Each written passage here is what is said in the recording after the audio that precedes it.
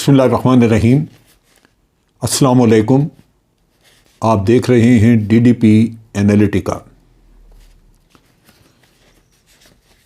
آج کچھ دیر پہلے ہی یہ خبر موصول ہوئی کہ انگلینڈ میں کوئین الزبتھ کا انتقال ہو گیا ہے۔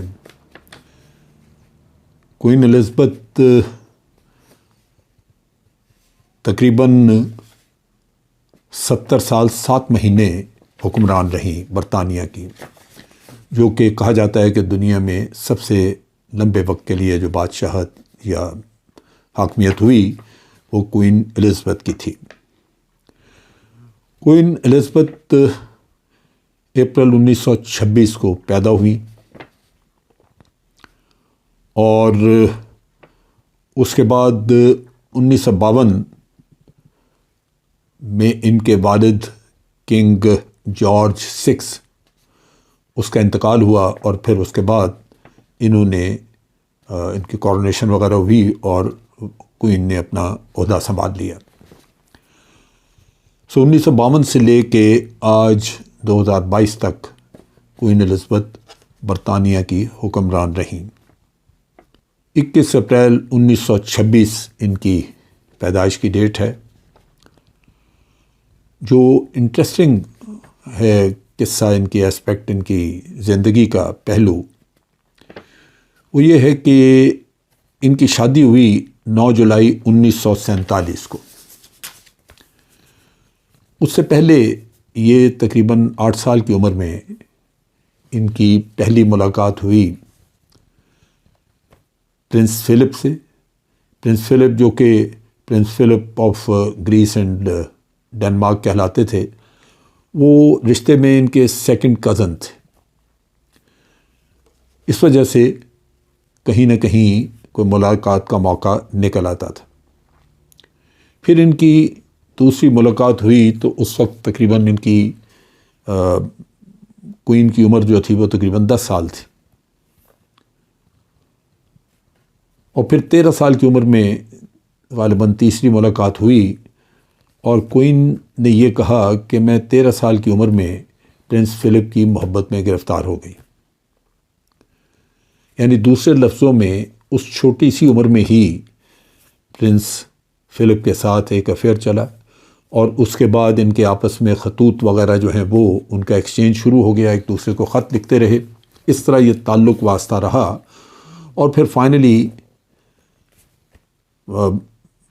برطانوی محل سے، بکنگھم پیلس سے ان کی انگیجمنٹ وغیرہ 9 جولائی 1947 کو اناؤنس ہوئی۔ اس وقت 21 سال عمر تھی کوئین کی، اور 25 سال کی عمر میں یہ تخت نشین ہو گئیں۔ 4 ان کے بچے تھے۔ سب سے بڑے چارلس، 73 سال عمر ہے اس کی، اور اب سب سے بڑا ہونے کے ناطے چونکہ وہی سکسیشن میں نمبر 1 تھے تو وہ بادشاہت کا چارج لے لیں گے۔ کچھ دنوں میں ان کی کورونیشن، تخت نشینی وغیرہ ہو جائے گی، اور وہ برطانیہ کے بادشاہ کہلائیں گے، ایک بوڑھے بادشاہ، 73 سال عمر ہے ان کی۔ کوئین کی ایک ہی بیٹی تھی پرنسس این، جس کی عمر آج 72 سال ہے۔ ان کا تیسرا بیٹا اینڈریو، اس کی عمر 62 سال ہے، اور پھر ایڈورڈ جو ان کا چوتھا بیٹا ہے، اس کی عمر تقریباً 58 سال ہے۔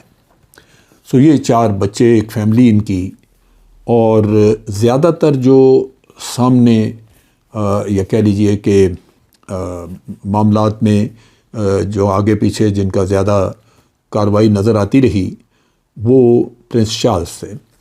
پرنس چارلس نے جوانی میں بہت سارے ملکوں کے ٹور وغیرہ کیے، اور اسی وجہ سے اس کی تیاری ایک طرح سے جانشین کے طور پہ کروائی گئی، لیکن اس کی زندگی بھی کچھ حادثات کا شکار رہی، اور کوئین اس معاملے میں خاصی بدقسمت اور پریشان تھیں کہ چارلس کی جو فیملی لائف تھی وہ ان کو بڑی ڈسٹرب ملی۔ بہت ہی جاندار خوبصورت پرنسس ڈیانا سے شادی ہوئی۔ پرنسس ڈیانا جو ہے وہ بعد میں پرنسس بنی، اور اس کا بڑا چرچا رہا پرنسس ڈیانا جو ہے وہ عوام میں بڑا پھرتی تھی اور عوام میں اس کی بڑی قربت تھی، عوام اس سے محبت کرتے تھے اور ادھر ادھر کافی جگہوں پہ اس کا جانا آنا تھا۔ پاکستان میں بھی وہ آئیں عمران خان کی دعوت پہ، یہاں پہ انہوں نے شوکت خانم ہاسپٹل کا دورہ کیا تھا۔ تو وہ یہ جو رفع عامہ کے کام ہیں ان میں وہ کافی دلچسپی رکھتی تھی، لیکن بعد میں ان کی ازدواجی زندگی چونکہ بڑی ڈسٹرب تھی، چارلز کے ساتھ معاملات کوئی اچھے نہیں تھے، انڈرسٹینڈنگ ٹھیک نہیں تھی، تو ان کا وہ ڈوڈی فائک کے ساتھ ان کا کوئی افیئر تھا یا کیا تھا، بہرحال وہاں پہ کار میں ٹریول کرتے ہوئے کار کے حادثے میں ان کا انتقال ہو گیا۔ اس کے بعد چارلز نے دوسری شادی ایک ادھیڑ عمر عورت کے ساتھ کی، لیکن یہ ساری چیزیں ڈیفینیٹلی فیملی لائف پہ اثر ڈالتی ہیں، اور کوئین الزبتھ اس معاملے میں خوش نہیں تھی اس بات پہ۔ پرنس فلپ بھی ساتھ تھے۔ پھر آگے پرنس چارلز کے اپنے جو ڈیانا سے بیٹے تھے ان میں بھی آپ نے دیکھا کہ ایک بیٹا وہ اپنی بیوی لے کے تو باہر نکل گیا، وہ کہیں کینیڈا وغیرہ میں ہے۔ سو آگے نسل میں بھی کوئین الزبتھ کو پریشانیاں دیکھنی پڑیں۔ کوئین الزبتھ کے جو ہسبینڈ تھے پرنس فلپ، ان کا پچھلے سال 2021 میں انتقال ہو گیا، اور اس طرح کوئین جو تھی وہ اکیلی رہ گئی۔ ہماری جو یادیں کوئین سے وابستہ ہیں وہ 1961 کی ہیں، جب انہوں نے پاکستان کا دورہ کیا، اور کوئین الزبتھ کا پاکستان کا وہ واحد دورہ تھا۔ ایوب خان اس وقت ملک کے صدر تھے، اور پاکستان میں اس وقت ترقی کا دورہ تھا، حالات ملک کے اچھے تھے۔ 1961 میں یونیورسٹی اسٹوڈنٹ تھا، اور اس وقت پاکستان میں حالات اچھے تھے، اور کوئین الزبتھ کے دورے کا بڑا انتظار تھا، بہت زیادہ تیاریاں کی گئیں۔ سب سے پہلے کوئین الزبتھ کراچی گئیں، کراچی میں زبردست ان کا استقبال ہوا، اور وہاں کراچی کے سٹیزنز وغیرہ سے ملاقات ہوئی۔ پھر وہاں پہ ان کو فریئر ہال میں بڑا زبردست کھانا وغیرہ دیا گیا۔ وہاں سے پھر ان کو پشاور لے کے گئے، پشاور خیبر پاس، تاریخی خیبر پاس، ہمیشہ باہر کی ڈگنیٹریز وہاں جاتی تھیں، اور کوئین کو بھی وہاں لے کے گئے۔ قبائلی ملک جو تھے ان سے ملایا گیا، اور وہ جو ہم بھیڑیں وغیرہ عموماً ان کو تحفتاً دیتے ہیں وہ وہاں دی گئی۔ یہ بڑا زبردست وہاں پہ استقبال تھا۔ لیکن اس کا جو زبردست یا سب سے اچھا جو وزٹ کا حصہ تھا وہ لاہور کا تھا، کہ کوئین اس کے بعد لاہور آئیں، اور لاہور میں انہوں نے آ کے تو وہ تاریخی ہماری فورٹ اسٹیڈیم جو ہے وہاں پہ لاہور میں ہارس اینڈ کیٹل شو تھا اینول، وہ انہوں نے دیکھا، اور اس میں رات کو پھر ٹیٹل شو تھا۔ نیکسٹ ڈے ان کو فاطمہ جناح، باغ فاطمہ جناح جو ہے ہمارا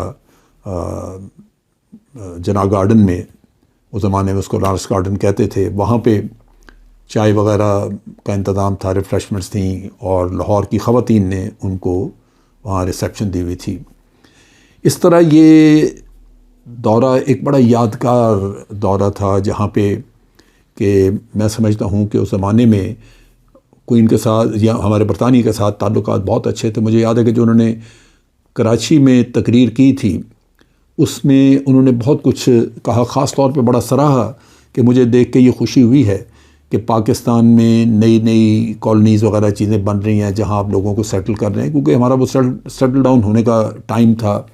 47 میں بے شمار مہاجر آئے تھے، لوگ کراچی میں بہت سارے آ کے بسے، لیکن رہنے کو جگہ نہیں تھی۔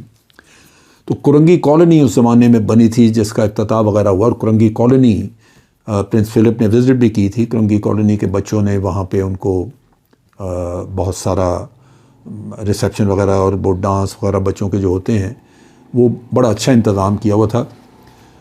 یادگار دورہ تھا۔ میں دیکھتا ہوں کہ اس وقت اور آج کا ہمارا بے پناہ فرق ہے۔ آج ڈگنیٹریز آتی ہیں لیکن وہ خاموشی سے وہ چلے جاتے ہیں، اور وہاں ان کی ریسیپشن وغیرہ اسلام آباد میں ہوں یا جہاں بھی وہ جاتی ہیں، ان کا وہ آپ کہہ لیجیے کہ وہ جشن اس طرح کا نہیں نظر آتا جس طرح کا کہ اس زمانے میں ہوتا تھا۔ مجھے یاد ہے کہ شاہ ایران سب سے پہلا وزٹر تھا جو باہر سے، جس نے پاکستان وزٹ کیا، پہلا غیر ملکی بادشاہ، اور لاہور مال روڈ پہ جب اس کا کیولکیٹ گزرا، اتنی زبردست ریسیپشن، اتنے لوگ سڑکوں پہ اور خوشی سے نعرے اور تالیاں اور جھنڈے لہرا رہے ہیں. یہی سین تھا، نقشہ تھا کوئین الزبتھ کا. اور میری آنکھوں میں وہ ابھی تک پکچر ہے کہ وہ ایوب خان کے ساتھ کھڑی کار میں ویو کر رہی تھیں، اور گورنر ہاؤس میں ان کا کار جو تھی اندر چلے گئی، کیولکیٹ ادھر چلا گیا.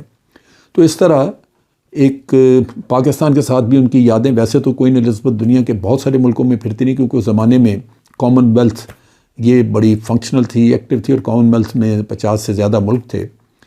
تو کوئین الزبتھ مختلف ملکوں میں دورہ کرتی رہتی تھیں. لیکن پاکستان کا دورہ وہ بڑا یادگار دورہ تھا، کیونکہ پاکستان میں اس زمانے میں امن تھا، خوشحالی تھی، اور ترقی کا دورہ تھا. تو اس وجہ سے عوام کو روزگار وغیرہ ملتا تھا، تو نسبتاً بہتر ماحول تھا. تو اس زمانے میں بڑی زبردست ریسیپشن ہوئی کوئین کی، اور کوئین الزبتھ یہاں سے بڑی خوش گئی. انہوں نے 2 دن سوات میں بھی، مجھے یاد آیا، 2 دن سوات میں بھی گزارے تھے چھٹی کے لیے. اور وہاں لازماً موسم بہت اچھا اور خوبصورت وادی، تو بڑی محسوس ہوئی.